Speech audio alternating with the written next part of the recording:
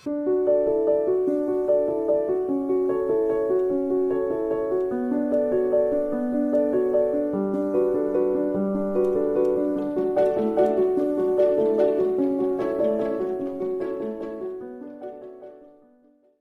amados hermanos, como ustedes ya bien saben, hace varias semanas iniciamos una miniserie, se le dice miniserie porque no es una serie de muchos sermones, sino yo dije aproximadamente 4 sermones, pero me ha tomado 5 sermones y este es el 5º sermón. Y es una serie que nos está ayudando a hacer ese cambio de ir del Antiguo Testamento al Nuevo Testamento. Y hace 3 semanas, si no estoy mal, o 4 semanas, iniciamos a responder una pregunta: ¿qué vino a hacer el Rey? Y ese día, nosotros, al abrir Marcos capítulo 1 una vez más, vamos a ver 2 verdades más que responden a esa gran pregunta: ¿qué vino a hacer el Rey?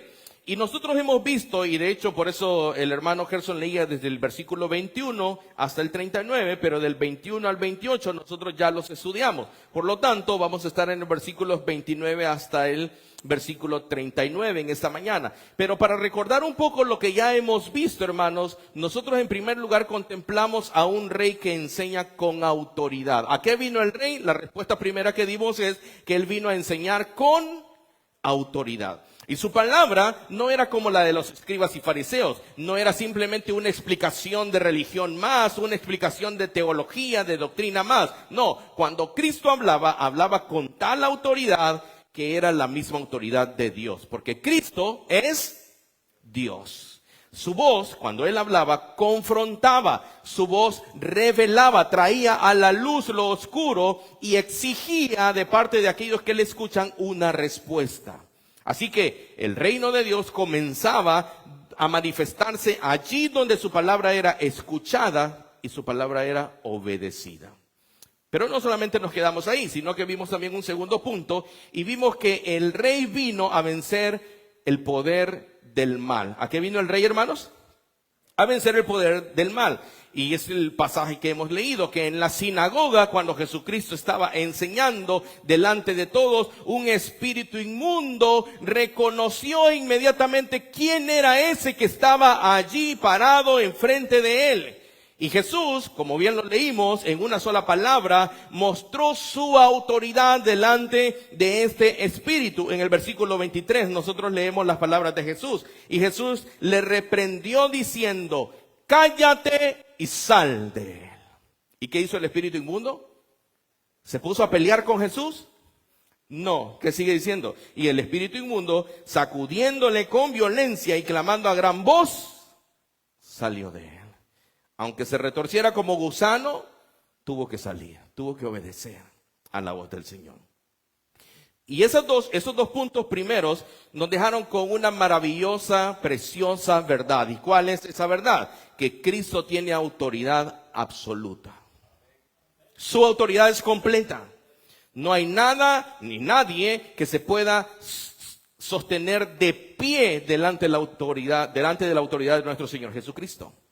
Pero Marcos, en ese mismo capítulo, en los pasajes que ya hemos leído al principio del servicio, todavía quiere mostrarnos algo mucho más, porque tristemente, como seres humanos que somos, podría ser posible que nosotros contemplemos ese gran poder y pensar que Jesucristo solo es un rey fuerte, majestuoso y vencedor, y sabemos que todo eso es verdad, pero Jesús no solamente es poderoso, Él es también profundamente compasivo. ¿Qué es Jesús, hermanos? Compasivo. Así que lo que vamos a ver esta mañana, mis amados hermanos, es que el mismo rey cuya palabra hace temblar a los demonios, como ya en medio lo leímos, a través de la escritura lo leímos, esos demonios huyen de él. Ese mismo rey que hace temblar a los demonios es el rey mismo que se acerca al sufrimiento de su creación, al sufrimiento del ser humano, y se acerca con ternura.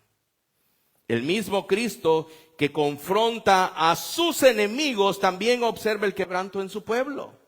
El mismo que tiene autoridad sobre cualquier fuerza espiritual nunca pierde. Escuchen esto, mis amados hermanos, porque esto para nosotros es alentador. Él nunca pierde de vista la misión para la cual fue enviado. Y es lo que vamos a ver en el pasaje de esta mañana. Marcos en este pasaje nos va a permitir observar no solo el poder de Cristo, sino también su corazón. Veremos a Cristo acercándose al dolor, acercándose al sufrimiento, Cristo restaurando vidas, dejando en claro que cada paso está guiado hacia una misión, claro, mucho más grande, que lo va a llevar al final de cuentas al sacrificio de la cruz. Y eso, mis amados hermanos, es lo que nosotros precisamente necesitamos recordar el día de hoy. Porque no solo necesitamos un rey que tenga autoridad para gobernar toda su creación, para gobernar a su pueblo. No, también necesitamos un Salvador que tenga compasión y que nos restaure, que nos levante cuando estemos caídos. No solo necesitamos conocer su gran poder, necesitamos descansar en la gracia de este Salvador. Y eso es lo que Marcos nos va a mostrar a continuación. Y eso me lleva a mi idea principal de esta mañana, que Jesús vino para restaurar a los quebrantados. ¿A qué vino Jesús, hermanos? A restaurar a los quebrantados. Pero también Marcos nos va a decir que Jesús vino a cumplir fielmente la misión por la cual Él fue enviado. ¿Cómo cumplió Jesús su misión?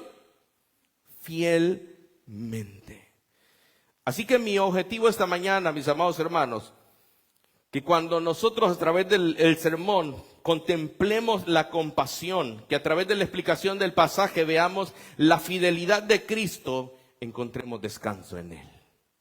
Porque Él es un Salvador, sí, poderoso, grande, majestuoso, pero también lleno de compasión. Y que respondamos a este Rey que vino a salvar.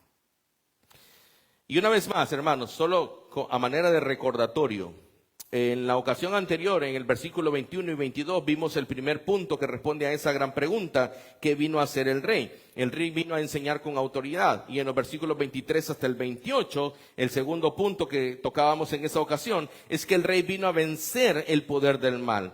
Esta mañana, a partir del versículo 29 hasta el 34, vamos a ver, si usted quiere verlo así como un tercer punto, el rey vino a restaurar a los quebrantados. ¿A qué vino el rey? A restaurar a los quebrantados. Y quiero que me acompañe una vez más al Evangelio de Marcos, capítulo 1, versículo 29 hasta el 34. Al salir de la sinagoga, vinieron a casa de Simón y Andrés con Jacobo y Juan. Y la suegra de Simón estaba acostada ¿con qué, hermanos? Y enseguida le hablaron de ella. Entonces él se acercó y la tomó de la mano y la levantó, e inmediatamente le dejó la fiebre. Y ella les servía. Versículo 32. Cuando llegó la noche, luego que el sol se puso, le trajeron todos los que tenían enfermedades y los endemoniados. Y toda la ciudad se agolpó a la puerta. Y sanó a muchos que estaban enfermos de diversas enfermedades y echó fuera muchos demonios. Y no dejó hablar a los demonios porque le conocían. Hermanos, después de Cristo mostrar su autoridad sobre las fuerzas del mal ahí en la sinagoga, en versículos 21 al 23, 24 hasta el 26, Marcos nos está llevando ahora de forma inmediata a una escena mucho más íntima. Jesús sale de la sinagoga, entra en la casa de ¿quién dice el pasaje, hermanos? De Simón y Andrés. Y lejos de la multitud, lejos de un ambiente público, lejos, digámoslo así, lejos de las cámaras, lejos de los reflectores, encontramos otra necesidad. ¿Cuál era la necesidad? Eso nos lo dice el versículo 30. La suegra de Simón estaba acostada con fiebre, estaba enferma. Así que miren esto, lo que Marcos está haciendo. El rey que acaba de confrontar al enemigo en público, ahora ve el sufrimiento de una persona en privado. Y eso es profundamente significativo para nosotros. ¿Por qué? Porque Jesús no solamente tiene autoridad para enfrentar las grandes batallas espirituales, también tiene compasión para acercarse al dolor humano más cotidiano. A lo cotidiano, a lo que parece sencillo para nosotros. Porque al parecer, un endemoniado es mucho más grave que una persona que tenga fiebre. ¿O no? Pero para Cristo no. Él tiene compasión aún de aquel que tiene una, digámoslo así, pequeña fiebre. Para Cristo, hermanos, ninguna necesidad es demasiado pequeña. Si su pueblo está en necesidad, Él va a responder. Si su pueblo está en necesidad y su pueblo se acerca a Él con confianza, Él escuchará. Ningún sufrimiento es insignificante para Cristo, hermanos. Y yo voy a decir algo aquí esta mañana. Y aunque Cristo no te saque de en medio del sufrimiento, que te deje ahí, Él te está sosteniendo. Él te sostendrá. Marcos dice en este pasaje, justamente en el versículo 31, que cuando le hablaron de ella, que ella estaba enferma, estaba acostada con fiebre, versículo 31, entonces, ¿qué hizo Cristo? ¿Qué es lo primero que Él hace? Se acerca. ¿Y qué hace más? ¿La toma de dónde? De la mano. ¿Y qué hizo? Y la levantó. Hermano, esta es una imagen hermosa.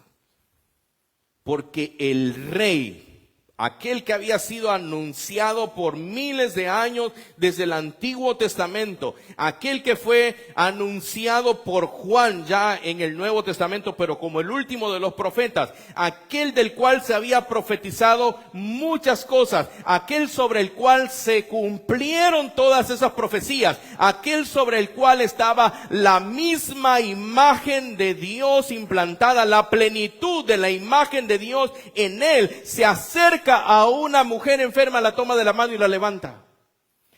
Hermanos, aquel que es el rey del universo, aquel que creó todas las cosas, aquel que sostiene todo por el poder de su palabra, se acerca y la toma de la mano. Hermanos, el poder de Cristo no es frío ni distante. Él no solamente habla desde lejos, Él se acerca. Él toca, Él levanta, Él restaura. Su autoridad entonces no está llena solamente de poder, de majestad. Su autoridad está llena de misericordia y de ternura. Su poder está unido así a su compasión. Él es poderoso, pero es compasivo. Y el resultado inmediato, ¿cuál es, hermanos? De que Él la tocara, la levantara, se acercara. ¿Qué sigue diciendo el versículo? E inmediatamente, ¿qué pasó con la fiebre? La fiebre la dejó. ¿Y qué pasó con la señora enferma? La suegra de Simón le servía. Hermano, Cristo no solamente alivia el dolor, Él restaura completamente. Ahí donde Él interviene, Él trae verdadera transformación. La mujer, hermanos, como ustedes pueden ver, no solamente se siente mejor y se pone en pie, no, ella retoma los quehaceres y les sirve. Y esta es una imagen también muy preciosa de lo que Cristo hace con nosotros. Porque Él no solamente nos rescata del sufrimiento, Él nos rescata para vivir nuevamente para Él. ¿Para qué nos rescata, hermanos? Para vivir nuevamente para Él. No solamente nos aleja del sufrimiento o nos rescata del medio del sufrimiento, sino que nos rescata, nos restaura y nos reconstruye, voy a decirlo así, como aquel tazón de barro se destruye y se vuelve a reconstruir con un propósito. Así el Señor nos vuelve a restaurar. Pero Marcos no termina su relato allí, hermanos. Nos dice que al caer la noche, más adelante, en el versículo 32, cuando llegó la noche, luego que el sol se puso, ¿qué pasó? Le trajeron todos los que tenían enfermedades y a los endemoniados. Como bien ya hemos leído en el pasaje anterior, en el versículo 28, justamente, muy pronto se difundió, dice, su fama por toda la provincia alrededor de Galilea. Así que la noticia se había extendido y ahora la ciudad entera parece que está reunida allí, en la casa de Simón y de Andrés, según el versículo 29. Y todos están ahí reunidos en la puerta y Jesús responde, ¿de qué manera? Sanando a muchos. Miren lo que sigue diciendo. Le trajeron todos los que tenían enfermedades y a los endemoniados, y toda la ciudad se agolpó, en la puerta. Y versículo 34, sanó a muchos que estaban enfermos. ¿De cuántas enfermedades? De diversas enfermedades, y echó fuera muchos demonios, y no dejaba hablar a los demonios porque le conocían. Y eso ya nosotros lo estudiamos en el pasaje anterior. Así que Jesús está respondiendo, sanando, expulsando demonios, y aquí vemos algo sumamente maravilloso, que el Rey ha venido, hermanos, para traer restauración completa. Él sí es cierto, confronta el mal, pero también sana las heridas. Él tiene autoridad sobre Satanás, pero también tiene compasión para el quebrantado. Él no solamente derrota a sus enemigos, Él también restaura vidas. Eso es lo que Cristo está haciendo en ese pasaje. Y Marcos nos está haciendo ver que esto, de hecho, Marcos nos está haciendo recordar que Cristo no es indiferente a tu dolor y a mi dolor. A veces nosotros podemos pasar por muchas luchas, nuestras heridas están ahí presentes, abiertas, sangrando, nuestras cargas son a veces demasiado pesadas, o a veces pensamos que son demasiado personales y solo me pertenecen a mí, o muchas veces llegamos a pensar, las cargas que estoy llevando son demasiado pequeñas como para llevarlas delante del Señor. Necesitamos problemas grandísimos para traerlos al Señor. No, hermano, tu problema, mi problema, por pequeño que sea, está delante de los ojos del Rey. Él tiene compasión de su pueblo. Porque el mismo Rey que gobierna sobre todo el universo también se interesa por tu debilidad y por mi debilidad. Tú eres débil, tú eres frágil, yo soy débil, pero Él es fuerte. Cada lágrima, dice la Escritura, será enjugada.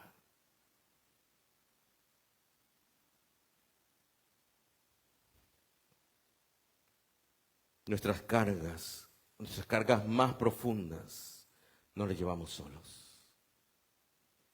Él las lleva junto con nosotros. Y hermanos, es posible que hoy no veamos una restauración inmediata como lo vemos en el pasaje que solo tocó a la suegra de Simón, y él se levantó y empezó a hacer todo. Probablemente nosotros no veamos una restauración en el momento, en el instante preciso en el que nosotros oramos, pero sí sabemos algo con toda seguridad: Cristo sigue siendo el mismo, y Él es el Rey que gobierna todas las cosas. Hermano, Cristo sigue acercándose al quebrantado. Cristo sigue levantando a aquel que está cansado. ¿Se recuerdan en el Sermón del Monte? Venid a mí aquellos que están, ¿cómo? Trabajados y cargados. ¿Y yo qué? Los haré descansar. ¿A quién estás corriendo tú? ¿A quién estoy corriendo yo? ¿A Cristo? ¿A este Salvador que está mostrando Marco? Hermano, Cristo sigue trayendo esperanza a aquel que sufre. Él sigue restaurando aquello que el pecado, aquello que la enfermedad, aquello que el dolor ha dañado. Cristo lo sigue restaurando, porque Él es el Rey compasivo. Así que, hermano y hermana, y probablemente tú que estás escuchando en redes sociales, si hoy estás herido, si hoy estás cansado, si has llegado hasta este día 21 de junio del 2026 y te sientes quebrantado, este texto nos invita a mirar al Rey. Hermanos, ¿qué decía la alabanza primera que cantamos? Miraré al Rey, al Dios inmortal. Confiaré en Él. ¿Por qué? Porque su ayuda vendrá. Cantaré con fe. Mi Dios en su trono está. Hermanos, Él sigue sentado en su trono. Él sigue sentado en su trono. Nadie lo puede mover, nadie lo va a quitar de ahí. Él sigue siendo el Rey de reyes y Señor de señores. Recuerde, hermano, esto siempre. Él no solamente es poderoso, es también compasivo. Hermanos, miren el versículo 40 del capítulo 1. ¿quién vino a él? ¿Un qué? Versículo 40, hermanos, del capítulo 1 del Evangelio de Marcos. Vino a él un leproso, rogándole, e hincada la rodilla de este leproso, le dijo, ¿cómo le dijo este leproso? Si quieres, puedes limpiarme. Y mire el versículo 41. Y Jesús, teniendo misericordia de él, extendió la mano. Otra vez, ¿ven lo que está pasando? Lo mismo que con la suegra de Simón. Extendió la mano y le tocó y le dijo, ¿qué le dijo, hermanos? Quiero ser limpio. Y ahí empieza a encargarle varias cosas a Jesús, pero hermanos, ¿ven que Cristo no se aleja de los enfermos? Él se acerca, los toca. Y este hombre hincó su rodilla, se postró delante de él y le dijo, si tú quieres. Y Jesús le dice, ¿sabes qué? Quiero ser limpio.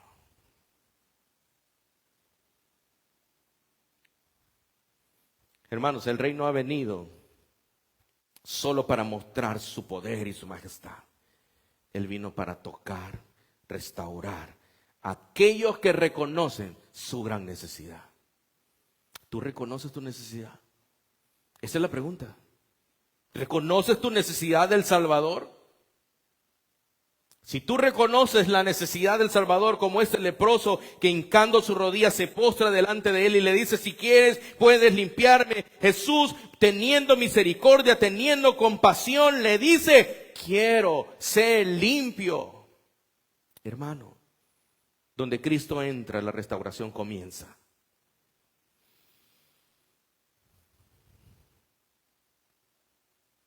Pero hermanos, miren, Marcos en su relato sigue diciendo que después de un día intenso de enseñanza de Cristo, de un día intenso de confrontación espiritual, de sanidades, y nosotros muchas veces quizá podríamos pensar que Jesús buscaría irse a acostar, a descansar un momento, a darse una buena comida o aprovechar ese creciente entusiasmo de la multitud para aumentar su fama, para aumentar las luces, las cámaras y la gente, porque la gente lo está buscando, su ministerio está llamando mucho la atención y humanamente esto parecería el momento ideal para que él se quedase en ese lugar, para que consolidara, como dice alguien, su influencia sobre la gente, su gran fama y responder a esa gran demanda que estaba teniendo en ese momento.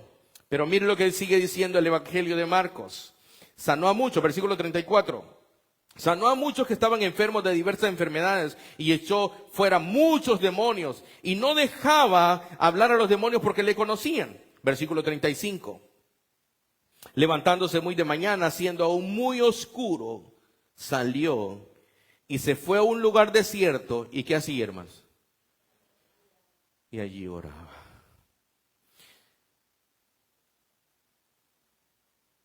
Antes de cualquier cosa, mis amados hermanos, Jesús buscaba a su Padre.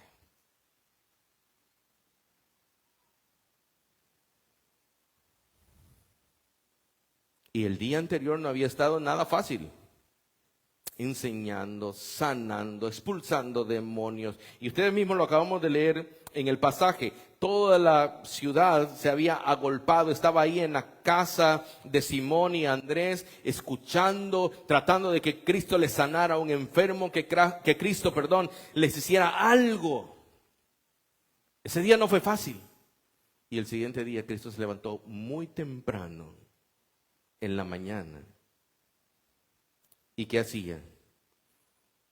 Bueno, el versículo 35 es claro y dice, Marcos, siendo aún muy oscuro, salió y se fue a un lugar desierto y allí oraba. Hermanos, es el Hijo de Dios. No es cualquier persona, es el Hijo de Dios. ¿Y qué está mostrando Cristo? Hermanos, esto es sumamente hermoso, pero a la vez instructivo para nosotros.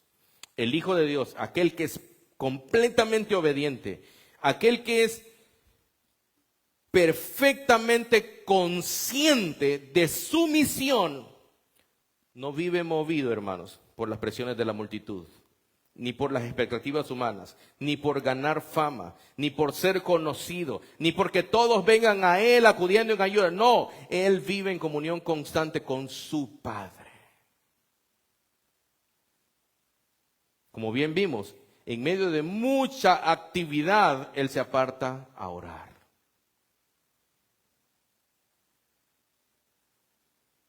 Antes de seguir haciendo lo que estaba haciendo, Él busca dirección, Él busca fortaleza y busca comunión en su Padre. Hermanos, esto nos recuerda que la verdadera eficacia para el cristiano, para la vida cristiana, nunca nace simplemente de la actividad continua, sino de la dependencia de Dios. Entonces yo te pregunto, ¿qué haces tú al iniciar el día? Jesús dice el versículo aquí que muy temprano, cuando aún estaba oscuro, muy oscuro, salió a un lugar desierto y ahí oraba. ¿Qué hacemos nosotros?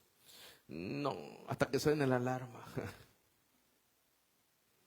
No, es que ayer tuve un día cansado, hoy no me voy a levantar a leer ni a orar. No, ayer sábado fue muy cansado, nos tocó la limpieza en la iglesia y el domingo hay que llegar a las 9:30 para el servicio. No. Hermanos, si Cristo mismo buscaba al Padre, ¿cuánto más nosotros?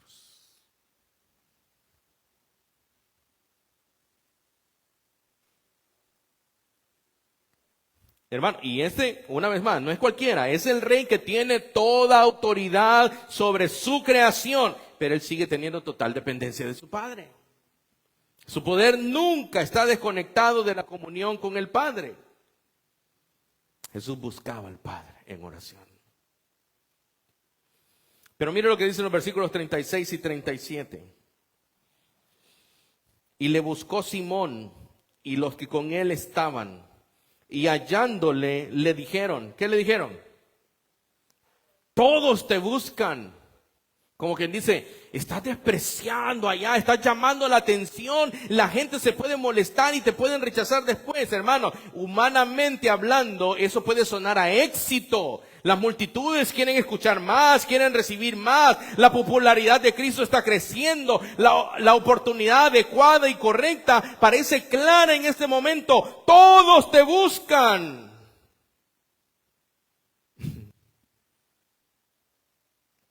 Pero la respuesta de Jesús es sumamente sorprendente. Y hallándole le dijeron, todos te buscan, versículo 38. Y él les dijo, vamos a los lugares vecinos para que predique también allí. ¿Por qué, hermanos? Porque para esto he venido.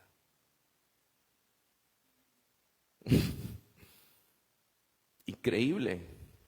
Cristo no les dice, no, quedémonos aquí, hagamos una tarima o una plataforma, porque yo necesito ser conocido, que la gente venga a mí, que acuda a mí. No, Cristo les dice, vámonos de aquí porque necesito ir a predicar allá también.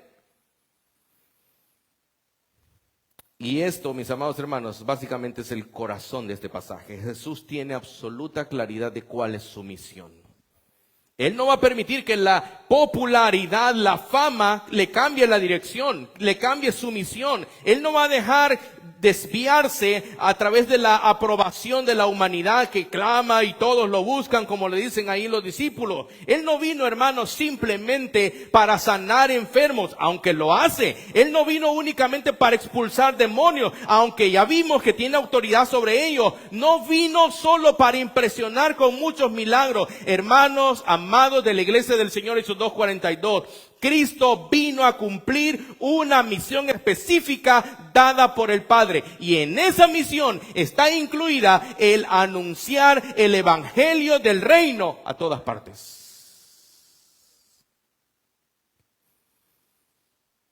Los milagros son señales, sí. Las sanidades son expresiones de su compasión, por supuesto. Las liberaciones son demostraciones de su poder, claro que sí. Pero su misión principal, mis hermanos, es proclamar el mensaje que transforma eternamente. ¿Cuál es ese mensaje? Que el reino de Dios ha llegado y que hay salvación solo en Cristo Jesús.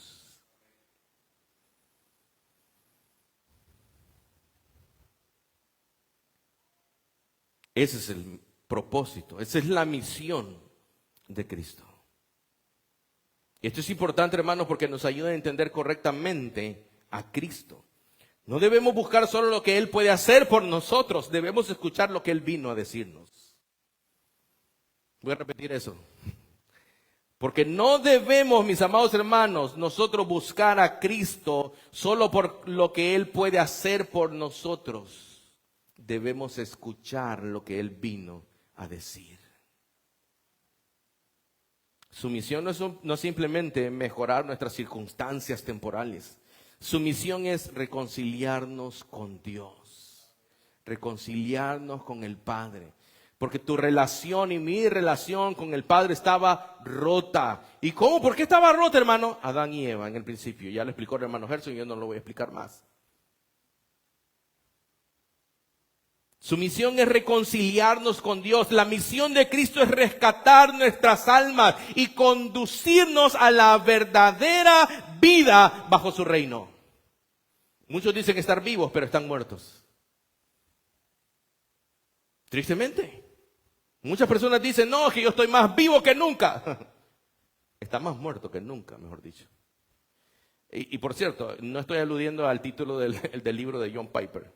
Más vivo que nunca, ahí se refiere a otra cosa. Al nuevo nacimiento específicamente.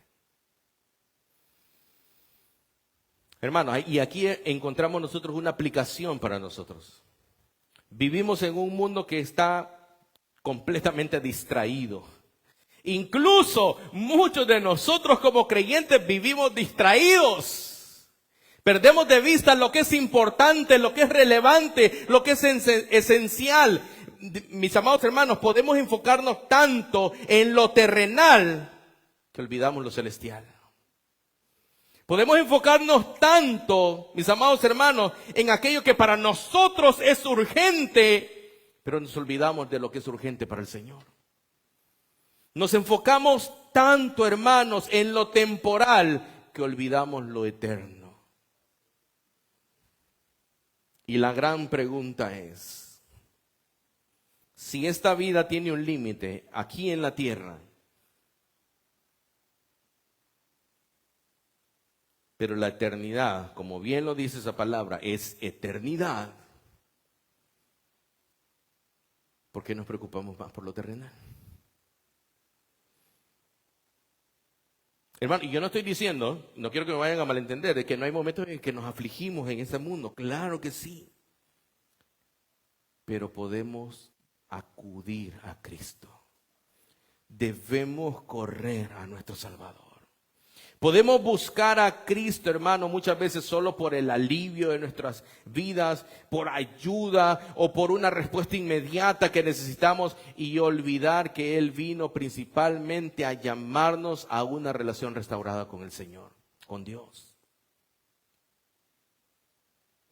Hermanos, lo más importante no es que Jesús te dé comida todos los días. Lo más importante es que Jesús vino a salvar tu alma de la condenación eterna. Y Jesús, como bien hemos leído en el pasaje, no perdió de vista su propósito ni su misión. Cada paso que dio, cada palabra que habló, cada acción que realizó, cada milagro que hizo, lo estaba conduciendo y llevando al cumplimiento final de su misión. ¿Y dónde estaba el cumplimiento final de su misión? En la cruz. Porque allí, hermanos, es donde finalmente el rey cumpliría plenamente aquello para lo cual había venido. Él no solamente vino para enseñar o para sanar o para liberar, sino que vino para entregar su vida por muchos, por su pueblo. Y entregó su vida, mis amados hermanos, no para que posiblemente algunas personas se salvaran. No, Él vino para asegurar la salvación de aquellos que son suyos.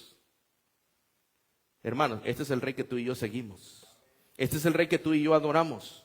Este es un rey que no se desvía de su misión. Un rey que camina con obediencia perfecta hasta su muerte en la cruz. Y por eso, hermanos, es que hoy tú y yo podemos descansar en que su obra fue completa y suficiente para nuestra salvación.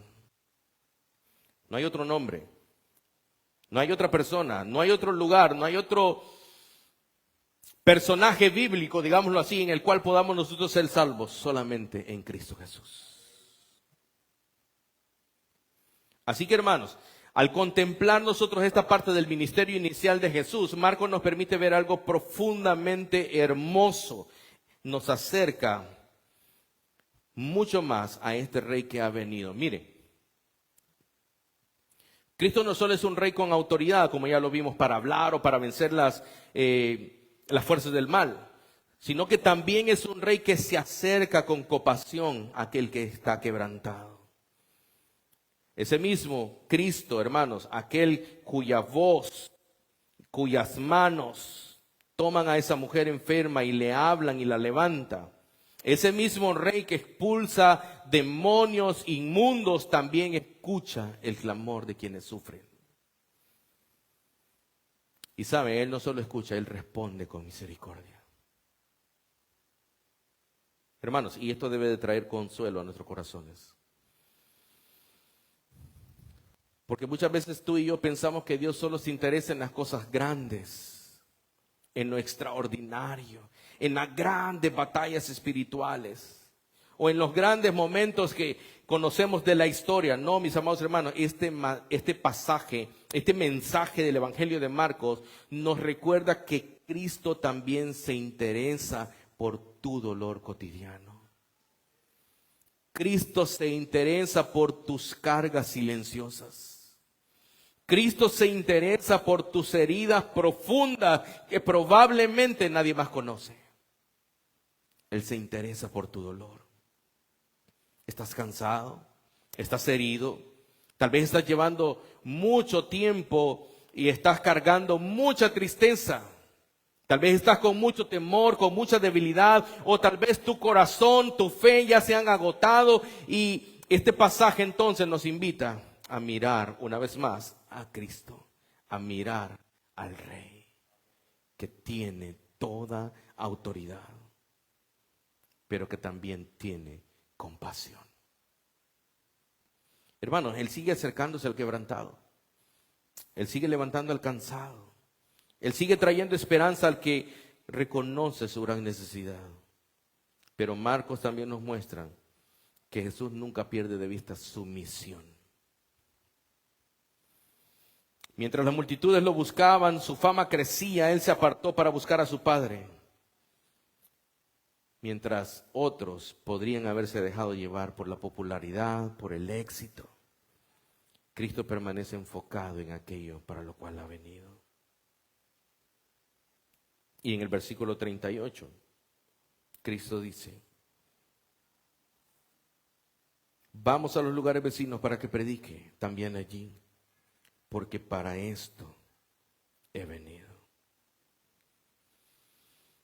Estas palabras de Cristo, hermanos, nos permiten que nosotros podamos entender que todas las enseñanzas de Cristo, todos los milagros de Cristo, cada acto de compasión apunta hacia algo mayor. Jesús no solamente vino para aliviar sufrimientos temporales, para sanar cuerpos enfermos. No vino solo para eso. Cristo vino a salvar. ¿A qué vino Cristo, hermanos? A salvar. Cristo vino a reconciliar pecadores con Dios. Vino a rescatar aquello que estaba perdido. Vino a anunciar el reino. Él vino a abrir un camino para que hombres y mujeres como nosotros pudiésemos ser perdonados, pero no solo perdonados, también restaurados. Y no solo perdonados, restaurados, sino salvados. Y como dice Romanos 8, también en un tiempo, en un momento, glorificados juntamente con Cristo. Y todo eso, toda esa misión que Él tenía que cumplir, lo llevaría en la cruz. Y allí, hermanos, allí en la cruz, Cristo demostraría su gran compasión. De una manera tan grande, porque Él entregaría su propia vida. Allí en la cruz, Él cargaría sobre sí mismo nuestro pecado. Allí Él solo, hermanos, no solamente vencería la enfermedad, la opresión espiritual, sino la raíz misma de nuestra condenación. Allí en la cruz, hermanos, Él asegura para nosotros restauración, salvación, vida eterna y la restauración de nuestra relación con Dios. Hermanos, y esa verdad no solamente debe de quedar en nuestras mentes, sino que esa verdad nos obliga a dar una respuesta. Así que si hoy no has venido a Cristo y no estás en Cristo, el llamado sigue siendo claro. Ven al Rey, ven con tu pecado, ven con tu cansancio, ven con tus heridas, ven con tu necesidad, porque Él no rechaza a aquel que se acerca con fe. Porque el Rey vino a salvar a pecadores. Y Iglesia del Señor, Hechos 2:42, tú que ya le perteneces al Señor, descansa en Él. Confía en tu Salvador. Descansa en su compasión. Cuando estés débil, descansa en su compasión. Cuando no entiendas el camino, cuando no entiendas lo que te está pasando, descansa en que Dios es fiel y Él es soberano y dirige todas las cosas según el pleno conocimiento de su voluntad, que es incomprensible para nosotros, pero Él sabe cómo dirige nuestros pasos. Hermano, descansa en su obra. Cuando el peso del pecado o de la lucha que llevas quiera hacerte dudar, descansa en su obra. Hermanos, el Rey ha venido, el silencio terminó, la voz ha hablado y ahora sabemos por qué vino. 4 cosas principales y una que es sumamente vital. Él vino para hablar con autoridad. Él vino a vencer el poder del mal. Él vino a restaurar a los quebrantados. Vino a cumplir perfectamente la misión que el Padre le había dado. Pero finalmente Cristo vino a salvar a pecadores. Y digo finalmente no como lo menos importante, sino como su objetivo, su misión principal, salvar. Así que, hermanos, al llegar al final de esta serie, nosotros podemos ver hacia atrás el gran recorrido que hemos tenido por todo el Antiguo Testamento. Y hemos visto hasta aquí que el silencio de Dios no era ausencia de Dios, sino era una preparación para lo que venía. Escuchamos la voz que preparó el camino a través de Juan. Contemplamos la llegada del Rey anunciada por los profetas en el Antiguo Testamento. Y finalmente, en esos 2 sermones últimos, hemos visto cómo la misión fue cumplida por este Rey que vendría. Pero aún así, mis amados hermanos, al terminar estos 5 sermones, nuestra necesidad de conocer a Cristo no se queda ahí, no termina con esto. Esta necesidad apenas comienza. Porque una vez, mis amados hermanos, que hemos visto que el Rey ha llegado, surgen muchísimas más preguntas. ¿Cuáles preguntas? ¿Quién es realmente este Rey? ¿Quién es aquel que habla con autoridad? ¿Quién es aquel que vence al enemigo? ¿Quién es aquel que restaura a los quebrantados y salva a los pecadores? Hermanos, y es precisamente a estas preguntas que el mismo Jesús da respuesta con sus propias palabras. Nosotros vemos en el Evangelio de Juan una serie de declaraciones extraordinarias de parte de nuestro Señor Jesucristo que revelan su identidad única. Él no solamente habla acerca de la verdad, Él dice: yo soy el pan de vida, yo soy la luz del mundo, yo soy la puerta, yo soy el buen pastor, yo soy la resurrección y la vida, yo soy el camino, la verdad y la vida, yo soy la vid verdadera. Este es Cristo, este es el Rey que ha venido. Y en cada una de esas declaraciones que Él hace en el Evangelio de Juan, Jesús nos muestra, mis amados hermanos, no solamente quién es Él, sino también lo que nuestras almas necesitan desesperadamente. Por eso, hermanos, al concluir este día, no debemos de dejar de mirar a Cristo. Al contrario, debemos querer admirarlo y mirarlo con mayor profundidad. Queremos conocer al Rey que ha venido. Queremos escuchar sus palabras. Queremos maravillarnos con su gloria. Queremos crecer en nuestra confianza en Él. Hermanos, porque cuanto más nosotros conocemos a Cristo, más vamos a descubrir que Él es suficiente para toda necesidad en nuestras vidas. Y la pregunta final entonces es, ¿tú quieres conocer más a Cristo? ¿Quieres conocer más al Señor? ¿Quieres saber más quién es tu Salvador? Hermanos, que esa sea nuestra oración en las próximas semanas. Que Dios nos permita ver a Cristo con mayor claridad, amarlo con mayor profundidad y seguirlo con mayor fidelidad. Porque Él es el Rey que ha venido. Y Él es el Rey que tiene compasión de su pueblo. Hermanos, conocer a Cristo no es simplemente conocer un personaje bíblico, es conocer a aquel que nos ha amado con amor eterno. Por lo tanto, toda la Escritura, de principio a fin, habla de una sola persona, de nuestro gran Salvador, Jesucristo. Vamos a orar.